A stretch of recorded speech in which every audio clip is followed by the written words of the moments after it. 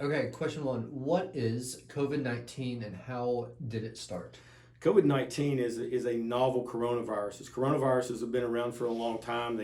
There are multiple different sicknesses that come out of coronaviruses. Honestly, the last time I heard of coronavirus was my second year of med school in virology. But they cause things like SARS that we had a few years ago and is still around, severe acute respiratory syndrome, right up to the common cold. Now, most viruses, I had a definition of a virus was it's genetic material wrapped in bad news. And that's a pretty good definition. So viruses have to have a host in order to live in. They can't live on their own and replicate on their own. But when they have a host, either an animal or human or basically anything that it can hijack that host equipment in order to replicate itself and cause the issues that it causes. So 75% of new infections arise out of animals. So an animal will have a novel virus and it may or may not make them sick. It's only certain viruses that can jump species and jump into human beings, which is what happened with COVID-19 in the Hubei province of China in Wuhan City. And so you had a virus that originated in an animal, likely, that changed itself and allowed itself to jump from an animal to a human. Now, at first, the response in China was, well, this is coming from animals and it's only transmitted to humans. But the virus quickly became very slippery and started to allow itself to be able to jump from human to human, which is why we see current spread in between humans.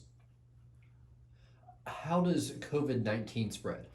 COVID-19 is spread through respiratory droplets and off of surfaces from touching. So some of the strategies that you see about keeping proper social distance, at least 6 feet, avoiding groups of more than 10, that's really around stopping how we know this virus spreads.